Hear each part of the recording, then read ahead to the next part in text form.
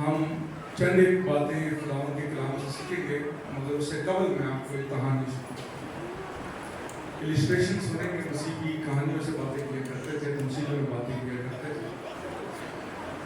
پرانے وقتوں کی بات ہے کہ خدا کے خادم ایک گاؤں سے گزر رہے تھے۔ اس گاؤں سے جب گزر رہے تھے تو اس گاؤں کے اندر ایک مسئلہ موجود تھا۔ مسئلہ یہ تھا کہ اس گاؤں میں ایک شخص تھا جس کو ایک سائیکولوجیکل مسئلہ پیدا ہو گیا، ایک دماغی بیماری پیدا ہو گئی، اور وہ یہ سمجھنا شروع ہو گیا کہ میں مرغی ہوں، انسان نہیں ہوں، میں مرغی ہوں، چکن ہوں، انسان نہیں ہوں۔ تو یہ مسئلہ اس کے یہاں پیدا ہو گیا۔ اب لوگوں نے اس موقع کا فائدہ اٹھانے کی کوشش کی کہ خدا کے جید خادم وہاں سے گزر رہے ہیں، تو کیوں نہ ہم ان سے ریکویسٹ کریں کہ بھائی جاتے جاتے اس مسئلے پہ نظر ثانی کر دیجیے۔ تو انہوں نے ریکویسٹ کی، پادری صاحب نے کہا ٹھیک ہے بھائی، میں اس وقت آپ کے گاؤں آؤں گا اور اس شخص سے ملوں گا، دیکھتے ہیں خدا کی کیا منظوری ہے۔ تو آگے جب آگے تو اس شخص کے ساتھ بٹھایا، اس شخص کو ایک کمرے میں بند کیا، تو دروازہ کھٹکھٹایا، اندر انہوں نے دیکھا کہ بھائی واقعی بات ٹھیک ہے، یہ جو شخص ہیں یہ حقیقتاً مرغی جیسی ہے اور باجرہ کھاتا ہے، چھوٹی چھوٹی مرغی کی روٹی کے ٹکڑے، چھوٹے چھوٹے مرغیوں کے انداز میں زندگی گزار رہا ہے، بڑی اسمیل اس کمرے میں۔ خدا کے خادم نے کہا بھائی اس کا اور کوئی حل نہیں ہے سوائے اس کے کہ آپ اس بندے کے ساتھ مجھے کوئی 2 دن چھوڑو۔ لوگ پریشان ہوں گے کہ آپ صاف ستھرے کپڑے پہنے ہیں، خدا کے خادم ہیں، آپ کی مصروفیات بھی ہیں، دیگر چیزیں بھی ہیں، تو آپ کیسے رکیں گے؟ انہوں نے کہا بھائی اس کے علاوہ کوئی علاج نہیں ہے، صرف یہی علاج ہے کہ آپ مجھے اس کے پاس چھوڑ دیں۔ ٹھیک ہے، تو ایک کرسی کا انتظام کیا گیا، پھر انہوں نے گیٹ کے باہر احتیاطاً ایک چوکیدار بھی کھڑا کر دیا کہ ایسا نہ ہو کہ خدا کے خادم کو مرغی پریشان کر دے۔ تو یہ سنتے ہیں اب وہ آ کے بیٹھ گئے اس کے پاس۔ کچھ دیر گزری تو مرغی سے رہا نہیں گیا، انسان مرغی سے رہا نہیں گیا، تو اس نے پوچھا کہ آپ کا تعارف؟ تو خدا کے خادم نے کہا میں بھی مرغی ہوں۔ اس نے کہا اچھا۔ اب اس نے تھوڑی دیر اس کو ٹٹولنا شروع کیا، اندازہ برین اسٹرانگ کرنا شروع کیا۔ کچھ دیر بعد خدا کے خادم نے جو باہر گیٹ پہ چوکیدار کھڑا تھا اس کو آواز دی، وہ اندر آیا، اس کو کہا بھائی چاہیے، مجھے بھوک لگی ہے تو میرے لیے ایک سینڈوچ کا انتظام کیجیے، میں کھانا چاہتا ہوں۔ تو وہ شخص گیا اور سینڈوچ لے کے آیا، خدا کے خادم اور سینڈوچ کھا رہا اور مرغی دیکھ رہی تھی۔ تو جب مرغی دیکھ رہی ہے تو مرغی نے رہا نہیں کیا، اس نے سوال کیا کہ ابھی تو آپ نے کہا تھا کہ آپ بھی مرغی اور اب آپ سینڈوچ کھا رہے ہیں۔ خدا کے خادم تو بڑی حکمت اور دانائی والے ہوتے ہیں، تو ان کا جواب بڑا مزیدار ہے۔ انہوں نے کہا بھائی کہاں لکھا ہے کہ مرغی سینڈوچ نہیں کھا سکتی، مرغی کھا سکتی؟ تو وہ چونک گیا جواب سے۔ پھر کچھ دیر بعد انہوں نے کہا کہ بھائی یہاں بہت گرمی ہے، کمرہ بند ہے، تو میرے لیے نہانے کا بندوبست کیا جائے، میں نہاؤں۔ تو اس نے کہا پھر وہی سوال کہ بھائی کچھ دیر پہلے آپ کہہ رہے تھے مرغی ہیں، ابھی آپ نے سینڈوچ کھایا ہے، پھر ابھی آپ نے نہانے کی بات کر دی ہے، تو یہ بات سمجھ نہیں آئی۔ خدا کے خادم نے پھر وہی جواب دیا کہ کہاں لکھا ہے کہ مرغی نہا نہیں سکتی، مرغی نہا سکتی۔ وقت گزرا، وہ دن گزرا، اس کے بعد کیا ہوا؟ وہ شخص اپنے ذہن میں سمجھتا رہا کہ مرغی ہے۔ اگلے دن اس نے سینڈوچ بھی کھایا، اگلے دن اس نے روٹی کھائی، اگلے دن وہ نہایا بھی، اگلے دن کپڑے بھی صاف پہنے۔ اس کے دماغ کے اندر یہ بات تھی کہ میں مرغی ہوں، مگر عملاً اس کی زندگی درست ہے۔ یہ کہانی سمجھانے کا مقصد یہ ہے کہ ہم میں سے بتھیرے جو یہاں بیٹھے ہیں، ہم میں کوئی شیر ہے، کوئی اپنے آپ کو شیر سمجھتا ہے، کوئی اپنے آپ کو لومڑی سمجھتا ہے، کوئی اپنے آپ کو مرغی سمجھتا ہے، اور کوئی اپنے آپ کو چنگیز خان سمجھتا ہے، کوئی کبھی سمجھتا ہے۔ مگر حکمت اور دانائی کی بات یہ ہے کہ اگر خدا کے خادموں کے ساتھ آپ کا واسطہ اچھا ہو، خدا کے نیکوکار بندوں کے ساتھ آپ کا واسطہ اچھا پڑ جائے، تو آپ کی سمت زندگی کی فلاح کی سمت بن جائے گی، کامیابی کی سمت بن جائے گی۔ چاہے آپ کے ذہن میں آپ شیر ہوں، چاہے آپ کے ذہن میں آپ کوئی مرغی، حالات و واقعات میں، معاشرے کی اونچ نیچ میں हैं, आप नेकोकार होंगे, तस्लीम किए जाओगे, लोग आप पर सवाल नहीं उठाएंगे। खालकों के साथ जो जुड़ा रहता है उसकी अनगिनत बरकत है। हमारी कौम पाकिस्तान के अंदर हम पेशे के अतबार से स्पिरिचुअली, मटीरियलिस्टिकली, फिजिकली हम एक कमज़ोर कौम है, इसमें कोई शक नहीं। मगर सूरत हाल ये है कि हम तसब्जुब का शिकार एक कौम बन चुके हैं। ये बहुत एक सैड रियलिटी है। इसकी तस्दीक कैसे होगी, हम सीखेंगे कैसे? सिर्फ एक ही रास्ता वो ये है कि हम अताअत करें, अपने बड़ों की अताअत करें, जो खैर की बातें आपसे करता है उसकी अताअत करें, अपने पादरियों की, अपने बुजुर्गों की अताअत करें और देखें कि आपकी ज़िंदगी जो है तरक्की की राहों पर, दुनियावी तरक्की की राहों पर और रूहानी तरक्की यानी कि सयून की राहों पर गामज़न है। टेस्टेड एंड ट्राइड बातें हैं। आज हम जो बात करेंगे वो यूसुफ के वाक़यात से कुछ सीखेंगे। मेरे साथ अपनी अपनी बाइबल से निकालें पैदाइश की किताब, उसका 50वां बाब, 22वीं आयत से बाप के आखिर तक पढ़ेंगे। बड़ी गौर तरफ बातें हैं और इसी के अंदर से हम खुदा की हिकमत और तनाई जो कलाम खुदा में आयतों के पीछे होती है उसको सीखने की कोशिश करेंगे, नजर सामने। पैदाइश की किताब 50वां बाब 22वीं आयत से बाप के कलाम खुदा में यूं लिखा है, गौर फरमाइएगा। और यूसुफ और उसके बाप के घर के लोग मिस्र में रहे और यूसुफ 110 बरस जीता रहा। और यूसुफ ने इफ्राईम की तीसरी पुश्त तक देखी और मुनस्सी के बेटे मेकर की औलाद को यूसुफ ने अपने घुटनों पर खिलाया। यूसुफ ने अपने भाइयों से कहा, मैं मरता हूं। यूसुफ ने अपने भाइयों से कहा, मैं मरता हूं और खुदा यकीनन तुमको याद करेगा। ये नबूवत, मैं मरता हूं और खुदावन यकीनन तुमको याद करेगा और तुमको उस मुल्क से, तुमको इस मुल्क से निकाल कर उस मुल्क पहुंचाएगा जिसके देने की कसम उसने इब्राहिम, इसहाक और याकूब से खाई। और यूसुफ ने बनी इसराइल से कसम लेकर कहा कि खुदा यकीनन तुमको याद करे, सो तुम जरूर ही मेरी हड्डियों को यहां से ले जाना। और यूसुफ ने 110 बरस का होकर वफात पाई। उन्होंने उसकी लाश में खुशबू भरी और उसे मिस्र में ही ताबूत में रखा। खुदा उनके कलाम का पढ़ा और सुनने लगा। हम सब के लिए इस सारे वाक़े के अंदर कलाम खुदा ने उन वाक़यात को मरहूम किया है जिनको हम अपनी ज़िंदगी में जब हम बाइबल पढ़ते हैं तो सतही तौर पर पढ़कर आगे निकल जाते हैं। यूसुफ आपको पता है एक जय्यद सुल्तान थे, एक उस मुल्क के सेकंड टू द फ़िरौन थे और बड़े काबिल इंसान थे। मिस्र की टूटी हुई इकॉनमी, टूटे हुए मुआशरे को उन्होंने जोड़ा बहुत कम वक्त में और उनकी दानाई और उनकी हिकमत के चलते मिस्र और मिस्र के बाहर बन गए। बहुत बहुत ज़हीन, बहुत खूबसूरत और बहुत प्यारे जो जिंदगी की ऊंच नीच से होकर गुजरे। एक वक्त जेल में गुजारा तो दूसरा वक्त हाथ में कसा है ताकि दुनिया के फैसले उनके हाथ से हो। बड़ी खूबसूरत बात उनकी जिंदगी से गुजरी। यूसुफ अपनी जिंदगी के 7 वाक़यात में रोया। बाइबल ने एक एक वाक़े को कलम किया। अपनी जिंदगी में वो 7 बार रोए और 7 बार बाइबल ने उसका रोना कलमबंद किया है और बताया है कि वो फलां मौके पर। तो हम जरा बाइबल को अपनी कुछ सफ़े पढ़ने के बाद देखेंगे कि वो कहाँ कहाँ रोए और फिर उनका एक रोना है जिसके ऊपर हम गौर करेंगे कि वो रोना कैसा रोना है और उसके पीछे की क्या हिकमत बनाई है।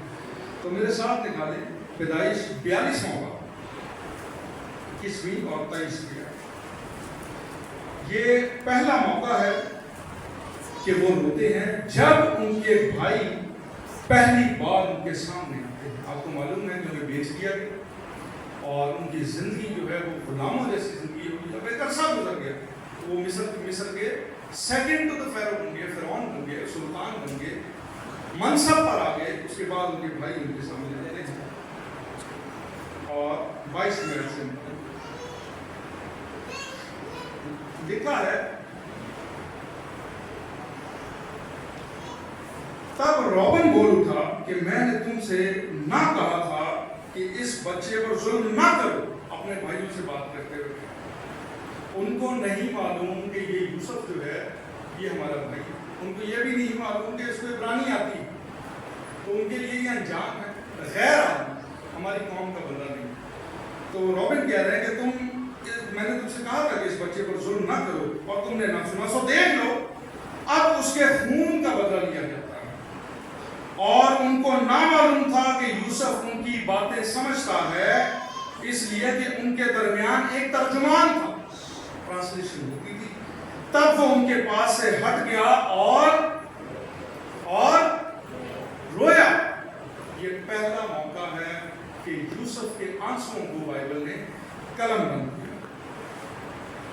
پھر دوسرا موقع جب ان کا چھوٹا بھائی بنیامین ان کے سامنے آتا ہے، تو اس موقع پر بھی یوسف روتا ہے۔ میرے ساتھ نکالیں اگلا باب 43واں باب اور اس کی 29 ورس سے پڑھیں گے، 30 کی 2 آیتیں ہیں، 29 اور 30۔ لکھا پھر اس نے آنکھ اٹھا کر اپنے بھائی بنیامین کو جو اس کی ماں کا بیٹا تھا دیکھا اور کہا تمہارا سب سے چھوٹا بھائی جس کا ذکر تم نے مجھ سے کیا تھا یہی ہے؟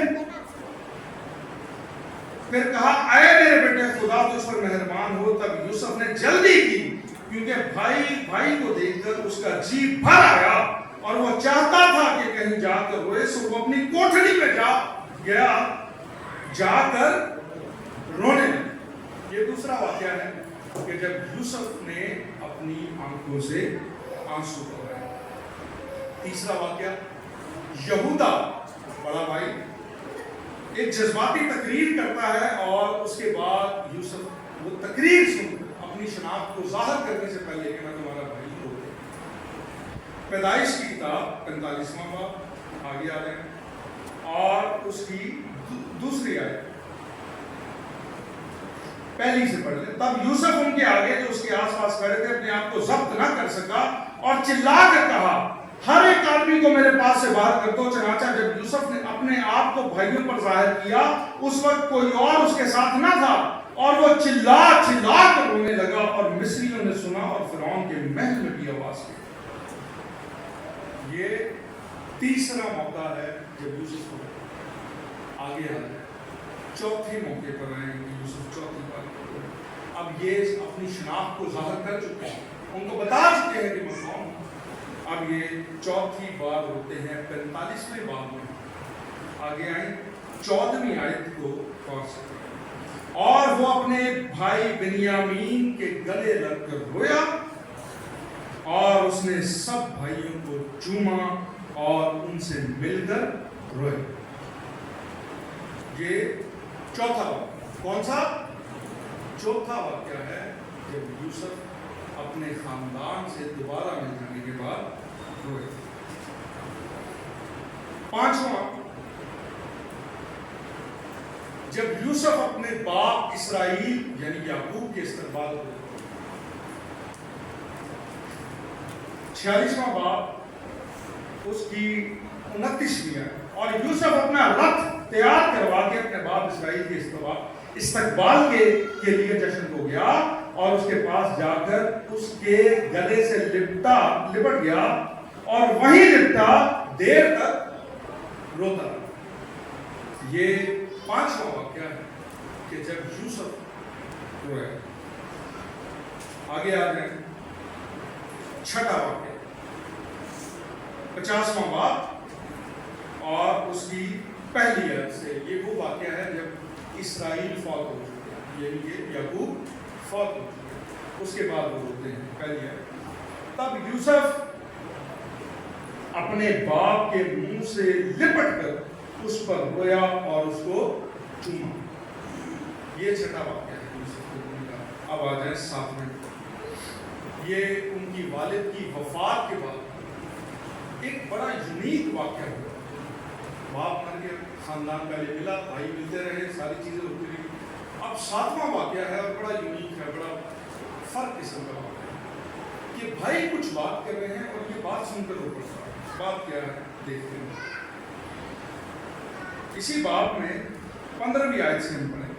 اور یوسف کے بھائی یہ دیکھ کر کہ ان کا باپ مر گیا کہنے لگے، اب توجہ فرمانے لگے، یوسف کے بھائی یہ دیکھ کر کہ ان کا باپ مر گیا ہے کہنے لگے، یوسف شاید ہم سے دشمنی کرے اور ساری بدکاری جو ہم نے اس سے کی ہے اس کا بدلہ پورا لے۔ سو انہوں نے یوسف کو یہ کہنا بھیجا کہ تیرے باپ نے اپنے مرنے سے آگے یہ حکم کیا تھا کہ تم یوسف سے کہنا کہ اپنے بھائیوں کی خطا اور ان کا گناہ اب بخش دے، کیونکہ انہوں نے تجھ سے بدی کی۔ سو اب تو اپنے باپ کے خدا کے بندوں کی خطا بخش دے۔ اور یوسف ان کی یہ باتیں سن کر روئے۔ یہ ساتواں واقعہ ہے جب یوسف کے آنسوؤں کو خدا نے قلم بند کیا۔ عام طور پر مرد حضرات رویا نہیں کرتے، اپنے آنسوؤں کو چھپا لیا کرتے ہیں، روتے ہیں اکیلے، کہیں نظر نہ آئے، رات کو منہ پر تکیے رکھ کے روتے ہیں، باتھ روم چلے جا کے روتے ہیں۔ انسانوں کے بیچ رویا نہیں کرتے، یہ مردوں کی خصلت خاصیت ہوتی ہے، روتے نہیں ہیں۔ مردوں کو ایسا لگتا ہے ہم روئیں گے تو دوسروں کے حوصلے پست ہو جائیں گے، یہ وجہ ہے اس لیے روتے ہیں۔ ایسا نہیں ہے کہ یوسف اکیلا ہی تھا جو اپنے خاندان میں رویا، یہ بھی نہیں ہے، یوسف کے خاندان کے اور بہت سارے لوگ روئے۔ مثال کے طور پر عیساؤ روئے جب انہیں پتا چلا کہ یوسف نے پیدائش کا حق، یعقوب نے پیدائش کا حق ان سے چھین لیا۔ تو بائبل میں لکھا ہے کہ اس کو جب پتا چلا تو رو پڑا۔ پھر یعقوب روئے، یعنی کہ اسرائیل ان کے والد صاحب، وہ کب روئے؟ جب انہوں نے اپنی محبت راحل کو دیکھا، پہلی بار راحل کو دیکھا رو پڑے۔ یہ ان کا رونے کے واقعات ہیں۔ پھر عیساؤ اور یعقوب طویل مدت بھائیوں میں لڑائی رہی، رائولری رہی، اس کے بعد جب ایک دوسرے کو ملتے ہیں تو روتے ہیں، دونوں بھائی لڑے۔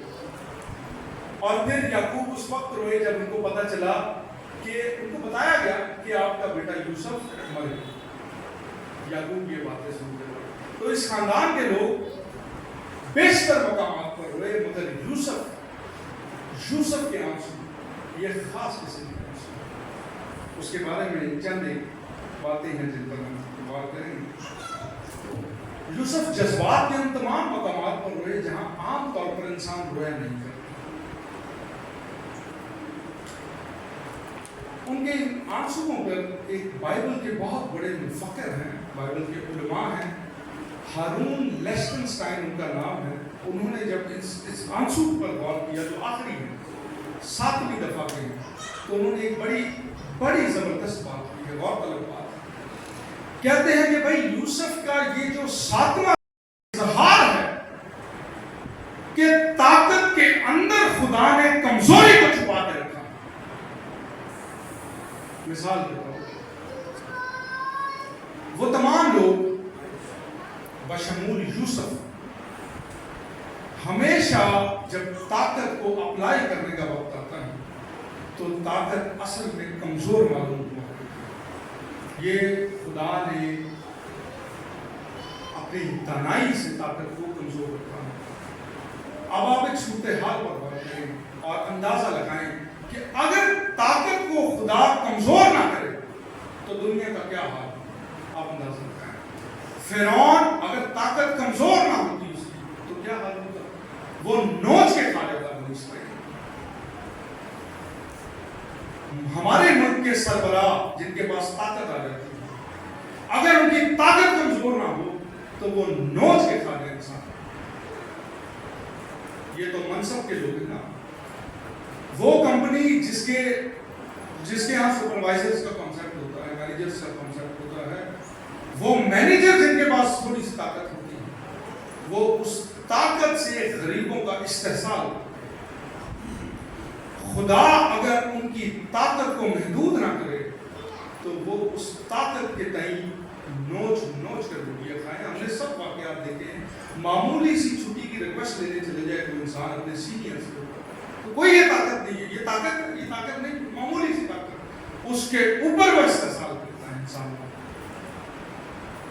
لاکھ سوال کریں گے، ایک چھٹی جو کہ جائز مطالبہ ہے سال میں دیتی ہی کمپنی، اس کے باوجود صورتحال اتنی غمگین ہو جائے گا۔ یوسف روئے اپنے بھائیوں کو یہ دیکھ کر، انہوں نے طاقت کے اندر چھپی کمزوری کو دریافت کر لیا، اس لیے وہ رو رہے کہ طاقت بھی کمزور ہوا کرتی ہے۔ یہ میں نے پہلے اس کا تجربہ حاصل نہیں کیا، جب ان کو تجربہ حاصل ہوا تو رو پڑے۔ اب آپ ان کے بھائیوں پر غور کریں، اس خاندان پر غور کریں، یوسف نے اپنے بھائیوں کے لیے کیا نہیں کیا۔ قحط تھا پوری دنیا، قحط سے بچایا، ان کو لا کے مصری معاشرے کی، مصری سیولائزیشن کے اندر ان کو اچھا مقام دیا، عزت دی، وقار دیا، اس معاشرے کا حصہ بنا۔ اس کے باوجود ان کے بچوں کو رحم کیا، معلوم تھا کہ بھائیوں نے غلط کی، زیادتی کی، اس کے باوجود انہوں نے اپنے بھائیوں کے لیے سب کچھ کیا جو وہ کر سکتے۔ اور پھر سب سے بڑی بات، بائبل کے اندر ایک ایسی بات موجود ہے جو ان کے بھائیوں کو پتا تھی کہ یوسف ہم سے بدلہ نہیں لے گا۔ یہ حیرت کی بات ہے، اگر بائبل میں نہ لکھی ہوتی تو ان کے بھائیوں کا مطالبہ ٹھیک تھا کہ ہمارا باپ مر گیا، اب یہ ہم سے بدلہ لے، مگر بائبل نے ان کے اس اعتراض کو ہمیشہ کے لیے بے بنیاد قرار دے دیا۔ کیوں؟ کیونکہ بائبل نے لکھا ہے، یوسف کا اقرار ہے اپنے بھائیوں کے سامنے، درج ہے۔ آئیں غور کریں، پیدائش 45واں باب اس کی 5ویں آیت، ہم دیکھتے ہیں کہ یہ جو بات میں کر رہا ہوں یہ ٹھیک بھی ہے یا نہیں ٹھیک ہے۔ 45واں باب اس کی 5ویں آیت،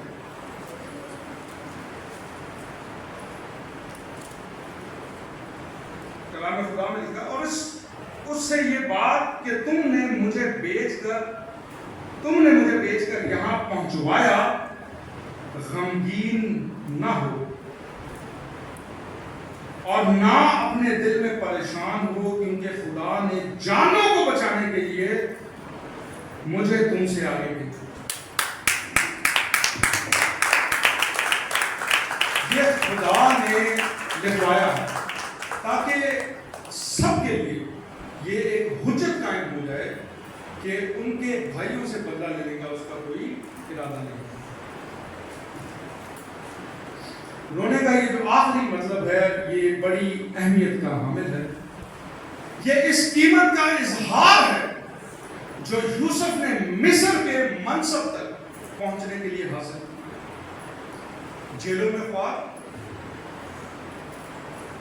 پوتیفر کے گھر کے کپڑے دھونا، اس کے گھر کی صفائیاں کرنا، جیلوں میں دوسرے قیدیوں سے ذلیل ہونا، غلام بنایا جانا، ایک پوری سٹرگل ہے جو اظہار کر رہی ہے کہ تو نے کتنا سب کچھ حاصل کیا، تو اس مقام پر آیا کہ فرعون تیری حکمت اور دانائی کے آگے واہ واہ کرتا تھا، اس منصب پر آیا کہ مصر کے علاوہ دنیا میں آپ کی حکمت، آپ کی دانائی سے فائدہ ہوتا ہے، پوری دنیا میں کہتا کہ یوسف نے اپنی دانائی سے لوگوں کو روزگار مہیا، لوگوں کے لیے معیشت کو جاری رکھا۔ اور دیکھیں کہ صورتحال کیا کہ اتنا سب کچھ ہونے کے بعد، اتنی ہیبت، اتنا دبدبا کہ یوسف کہیں کھڑا ہو جائے تو لوگ بیٹھے نہیں رہ سکتے، طاقت کا وہ منصب کہ جب میں بات کروں تو اس کے بعد باتیں نہیں ہوا کرتی، محفلیں ختم ہو جایا کرتی، میں بیٹھ رہا ہوں تو لوگ بیٹھا کرتے ہیں، میں کھڑا ہو جاؤں تو لوگ کھڑے ہو جایا کرتے ہیں، طاقت کا اتنا بڑا عہدہ جس پر وہ فائز ہے، مگر اپنے بھائیوں کے سامنے بے بس ہے۔ اتنا سب کچھ بھائیوں کے لیے کیا، کیا نہیں کیا، سب کچھ کیا جو وہ کر سکتے تھے. پھر ان کو بتایا بھی انہوں نے کہ بھائی میں نے تم سے بدلہ نہیں لینا. اس کے باوجود خاندان کے ٹوٹے ہوئے ٹکڑے کبھی جڑ نہ سکے, ویسے کے ویسے جھوم کے تم. کوئی ایسی چیز اس درد کو جوڑ نہ سکی. وہ کہتے ہیں نا مرہم لگا نہیں. پیدائش کی کتاب کہاں سے شروع ہوئی, یوسف کا یعقوب کا ذکر اظہار, اور اب 50واں باب ہے, ختم ہونے والی کتاب. اس خاندان کا جو مسئلہ ہے وہ جھوم کا تم ہے. سب سے بڑی داستان ہے یہ مصر والی, یہ جھوم کی تم. زخم ٹھنڈا نہیں ہوا, ہیل نہیں ہوا, ویسے کا ویسے. طاقت کے اندر چھپی ہوئی کمزوری کو دریافت کیا کہ کس طرح طاقت آپ کی کمزور ترین جگہ. مثال کے طور پر اب میں آپ کو مسیحیت کا معیار آپ کے سامنے رکھوں. مسیح کی زندگی پر غور کریں. آپ ایک چیز محسوس کریں, وہ یہ ہے کہ مسیح نے ہمیشہ طاقت پر تنقیدی حیثیت کو قائم کیا. طاقت والوں پر ہمیشہ اعتراض کیا. یہ بڑی گہری بات ہے. اسپرچل پاور جن کے پاس تھی, یعنی کہ پریسٹ, حکمران جو منصب پر تھے, سیاسیات کرتے تھے, ان کو تنقید کا نشانہ بنایا. پھر وہ لوگ جو مٹیریلسٹکلی امیر تھے, جائیدادیں ان کے پاس تھی, ان کو تنقید کا نشانہ بنایا. کیوں؟ ان کے پاس طاقت تھی. طاقت جس کے پاس بھی ہوگی, ہو سکتا ہے کہ کم مدت کے اندر طاقت فائدہ مند ثابت ہو سکتا ہے, مگر طاقت کا معیار جو حکمت والوں نے سمجھا ہے وہ یہ ہے کہ طاقت لانگ رن میں ہمیشہ استحصال کرے. جس کے پاس بھی طاقت ہو وہ ظلم کرتا ہے. کچھ وقت کے لیے ہو تو شاید اس سے کچھ فائدہ حاصل کیا جا سکتا ہے, مگر لانگ رن میں یہ مصیبت ہوتا ہے. جس کے پاس بھی طاقت رہی, حیرت کی بات ہے, انبیاء کے پاس جس کے پاس طاقت آئی, اس نے اس طاقت کا لانگر رن میں غلط استعمال کر دیا. بائبل میں مثالیں موجود. نبی لانگ رن میں پاور ان کے پاس رہی, غلطی کر بیٹھے. اس لیے مسیح نے طاقت کو ہمیشہ تنقید کا نشانہ بنایا, اور جس کا ریفلیکشن یہی ہے آج ہمارے معاشرے میں. جو منصب پر قائم ہے, کسی روحانی منصب پر قائم ہے, میں اس کو پر کھڑا ہوں, وہ لوگوں کا استحصال کرتے ہیں. ہر کوئی نہیں مگر بتھیرے کرتے ہیں. طاقت کا ناجائز فائدہ اٹھا رہے ہیں.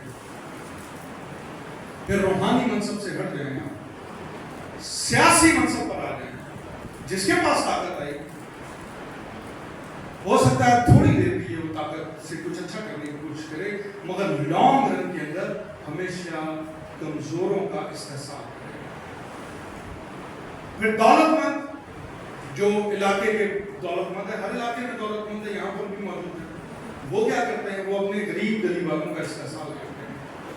اپنے گھر کے سامنے گاڑیاں بنا دے, اپنی ایک شریعت کو نافذ کرتے ہیں اس جگہ کو, اور بدماشی سے زندگی گزارے. کسی کی جرأت نہیں اس کے سامنے کچھ بات کر لے. کیوں؟ کیونکہ معلوم ہوتا ہے لوگوں کہ یہ ہمارا استحصال کرے گا. کیوں؟ کیونکہ اس کے پاس طاقت موجود ہے. مگر یاد رہے کہ خدا نے طاقت کو ہمیشہ قائم و دائم نہیں رکھا, طاقت کو کمزور رکھا. صادق جب آنسو بہا دے کسی بات کے اوپر, تو وہ آنسو سامنے والے کو دی گئی ہوئی طاقت میں سے کچھ حصہ چھین لیتے ہیں. اگر آپ کے اوپر کوئی استحصال کرے, ظلم برپا کرے, اور آپ اس کے ظلم کو برداشت کر کے آنسو بہا دیں, تو آپ کے آنسو اس کو دی گئی طاقت میں سے بہت سا حصہ چھین لیں.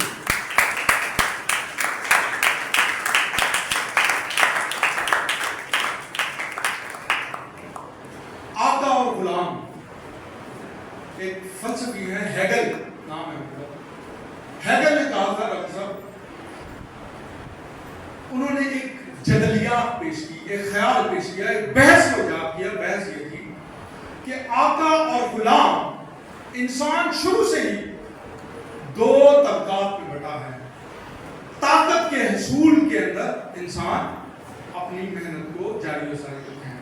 تو جب طاقت کو حاصل کرتا ہے انسان تو معاشرہ دو طبقات میں بٹ جاتا ہے. کچھ آقا بن جاتے ہیں, کچھ غلام بن جاتے ہیں. کچھ آقا اور کچھ غلام. اب آقا اور غلام میں کیا فرق ہے؟ صرف یہ فرق ہے کہ غلام اپنی کی ہوئی محنت کے ذریعے اپنی وقار کو حاصل کرتا ہے, جبکہ مالک صرف اس لیے ہے کہ وہ غلاموں کے درمیان پہچانا جائے کہ یہ ہمارا مالک ہے, کام سے اس کا وقار حاصل نہیں. تو یہاں پر آقا اور غلام کے بارے میں ایک بحث سامنے آ جاتی ہے کہ یہ کیا مقصد ہے آقا اور غلام کا.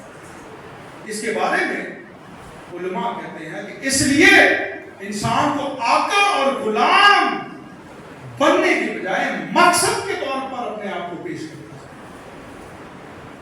کہ ہمارا اجتماعی مقصد کیا ہے. اگر آپ پرانے آرکیٹیکچر پر غور کریں, دنیا کے اہرام مصر دیکھیں, آپ مایانس کے آرکیٹیکچر دیکھیں, آپ رومی آرکیٹیکچر دیکھیں جو امیر تھے, وہ سب تکونی شکل میں ہوا کرتے تھے. وجہ کیا تھی؟ وجہ یہ تھی کہ اوپر جو ہے وہاں سے طاقت کا منصب شروع ہوگا اور ساری رایا کے اوپر آئے. اسی وجہ سے ان معاشروں میں طاقت کو ایک بڑی حیثیت دی گئی.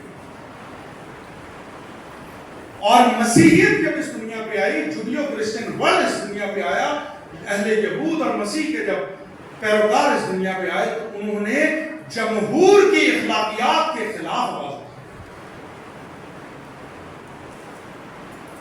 جمہور کی اخلاقیات کے خلاف آواز بلند کر دی. جب مسیح آئے اور چلے گئے, آج ان کو گئے ہوئے 2000 سال ہو گئے, مسیحیت آج بھی دنیا کی آوازوں کے اندر مزاحمتی آواز ہے, پروٹیسٹ ہے دنیا کی اخلاقیات. جب ساری دنیا کے لوگ کہتے تھے کہ فلاں کام اچھا ہے, مناسب ہے, کرنا چاہیے, ہمارے انبیاء کھڑے ہوں گے کہ نہیں یہ کام خدا کی نظر میں درست نہیں ہے اور معاشروں کے لیے برا ہے.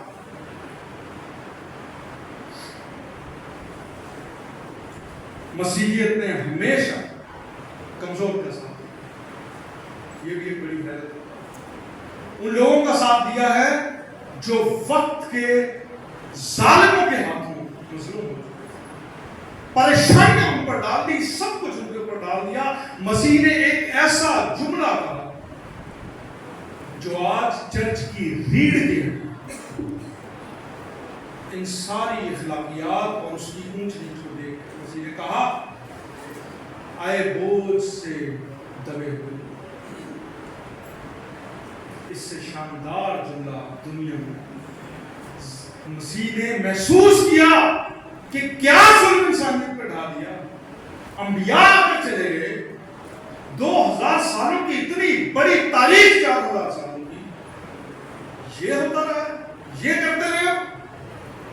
یوسف کے آنسو اس وقت میں بنی اسرائیل کے آنے والے وقتوں کا پیش خیمہ تھے. یوسف ایک فرعون ہے, پازیٹو فرعون. یوسف ایک فرعون ہے, ایک سلطان ہے اپنے رایا کے. وہ آنسو بہا رہے ہیں بنی اسرائیل کے سامنے, اسرائیل کے قبیلے کے سامنے. آپ دیکھیں کہ یہ اس کا پیش خیمہ ہے کہ وقت آئے گا کہ بنی اسرائیل فرعون کی طاقت کے سامنے آنسو بہائے گا. اس کا پیش خیمہ, پیش کوئی سمبل جو دکھایا گیا کہ یہ دیکھو, یہ تھی وہ طاقت. مگر خدا نے طاقت کو کمزور کیا. پھر مسیحیت نے ہمیشہ غریب اور استحصال جن پر کیا گیا ان کا ساتھ دیا. مسیحیت کی اخلاقیات اگر آج دنیا میں برپا کر دی جائے تو لوگوں کے لیے ایک رحم کا راستہ ہوگا. آپ دیکھیں وہ تمام ملک جہاں پر مسیح کی بائبل سے, مسیح کے قوانین سے کانسٹیٹیوشنز کو عکس کیا گیا ہے, ہماری دنیا کا ایک بہت بڑا حصہ ان ملکوں میں جانا چاہتا ہے. وجہ کیا ہے؟ وہاں اخلاقیات کو رائز کیا گیا, وہاں انسانی وقار کو اعلیٰ مقام پر لے کے جایا گیا. وہاں ایسے قوانین نافذ کیے گئے ہیں جہاں چھوٹا اور بڑا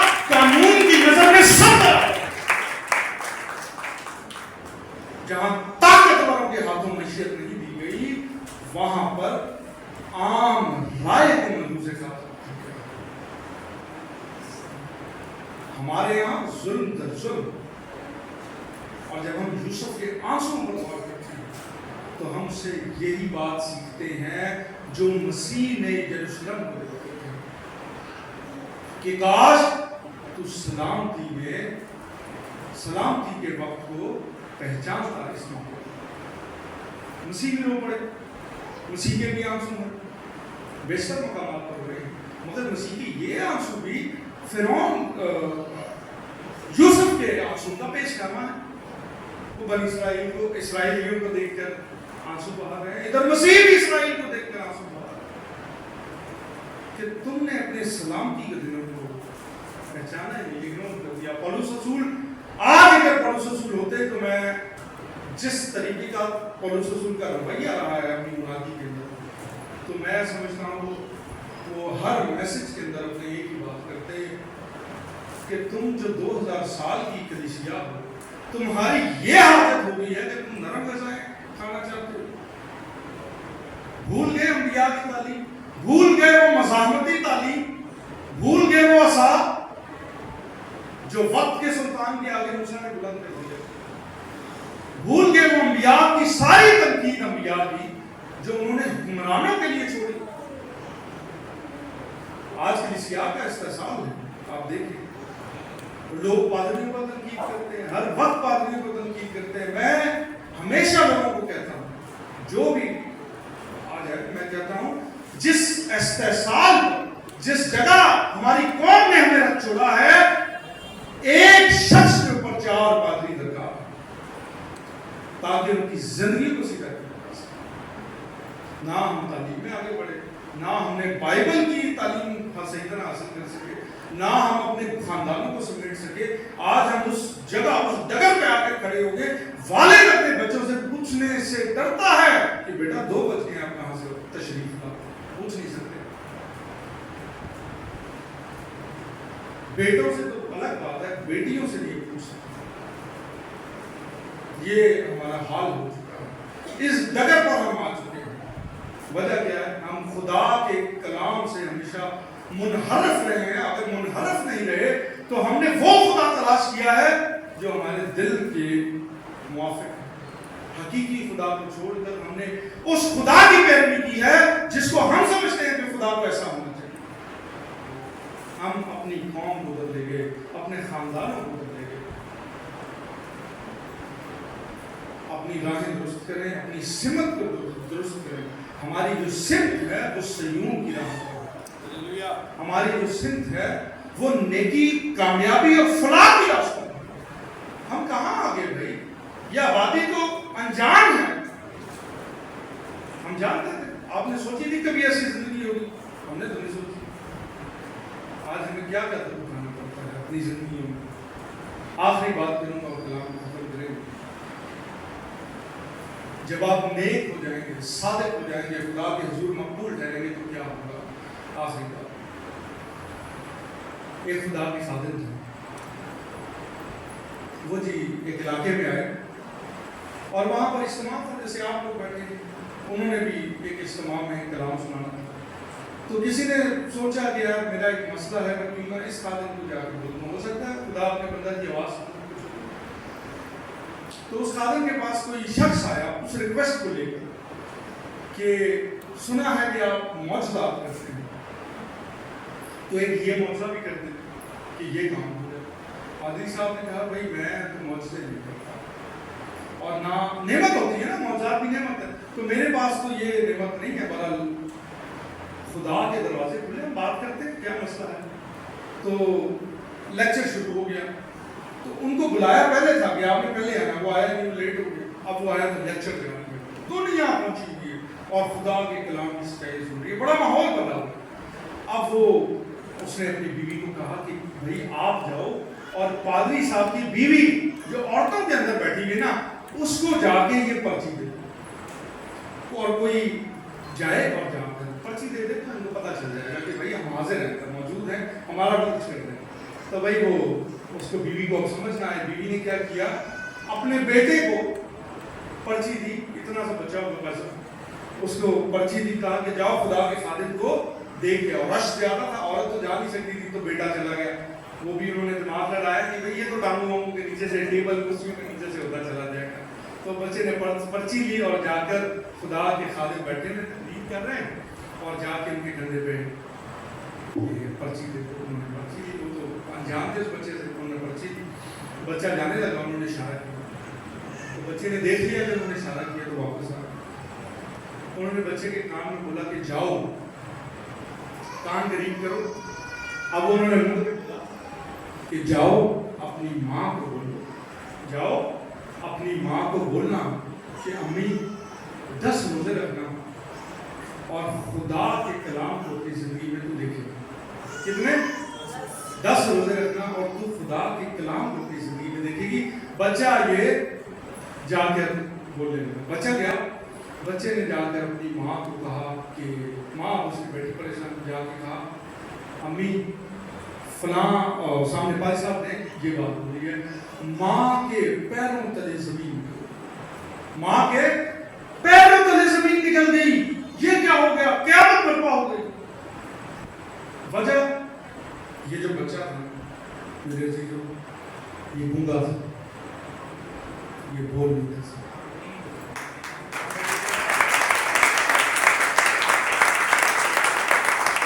ये बच्चा बोल नहीं था सकता।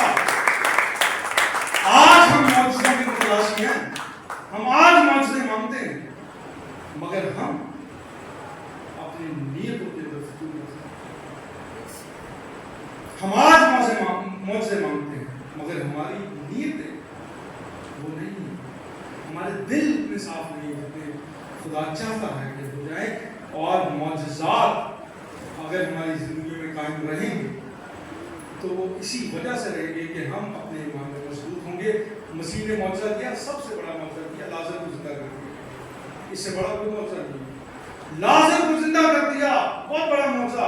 भाई साहब, लाज़र फिर मर गया, आज जिंदा लाज़र दुनिया में। किस्सा बारीना बाइबल ने उसका जिक्र कर दिया, वरना दुनिया लाज़र को भी भूल जाती। हमारी नीयतें दुरुस्त करें। खुदा आपसे क्या तवक्का करता है? खुदा कहता है मैं लाज़र को जिंदा करने आया हूं, मैं तुम्हारी जिंदगियों में मौजज़ात करना आया हूं, क्यों ना? खुदा कहता है मैं तुम्हारी जिंदगियों में मौजज़ात करने आया हूं, क्यों ना तुम जो काम तुम्हें जो करना चाहिए वो तो करो। लाज़र की कब्र का पत्थर लुढ़का दो ताकि मैं उसे जिंदा करूं। तो आपकी मेहनत का जो काम है, इंसानों की मेहनत का जो काम है, वो इंसान को करना चाहिए, और फिर खुदा लाज़र को जिंदा करना। हमारी जिंदगी में भी लाज़र जिंदा होगा, और हम सब गवाह हैं कि खुदा ने कई बहरे कुलजम हमारे हाथ पकड़कर हमसे बात करवाई, हमसे